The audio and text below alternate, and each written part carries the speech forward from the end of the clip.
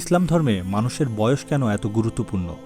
রাসূল সাল্লাল্লাহু আলাইহি সাল্লাম এই বিষয়ে কি বলেছেন? আজকে আমরা সেটাই জানব। এখনও যারা আমাদের চ্যানেলটি সাবস্ক্রাইব করেনি, চ্যানেলটি সাবস্ক্রাইব করুন এবং বেল আইকনটিতে ক্লিক করে আমাদের সাথে থাকুন।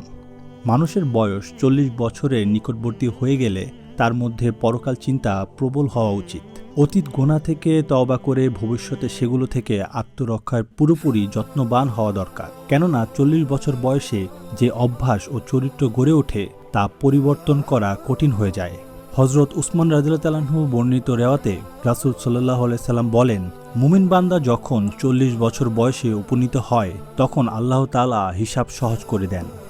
60 বছর বয়সে পৌঁছলে সে আল্লাহর দিকে রুজু হওয়ার তৌফিক লাভ করে। 70 বছর বয়সে পৌঁছালে আকাশের অধিবাসীরা তাকে ভালোবাসতে শুরু করে। 80 বছর বয়সে পৌঁছালে আল্লাহ তাআলা তার সৎকর্মসমূহ সুপ্রতিষ্ঠিত করেন এবং মন্দ কর্মগুলোকে মিটিয়ে দেন।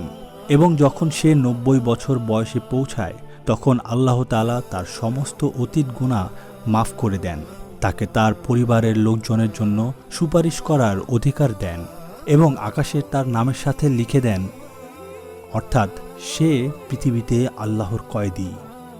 ইবনে কাসির।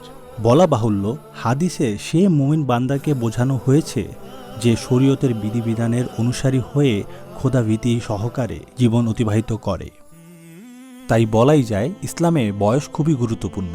তাই আমরা এখন থেকেই আল্লাহ ও তার রাসূলের দেখানো পথে চলব এবং ইসলামিক বিধিবিধান অনুযায়ী নিজের জীবনকে পরিচালনা করব। আশা করি ভিডিওটি ভালো লেগেছে। ভিডিওটি ভালো লেগে থাকলে লাইক, শেয়ার এবং কমেন্ট করুন। দেখা হচ্ছে আগামী ভিডিওতে। আসসালামু আলাইকুম।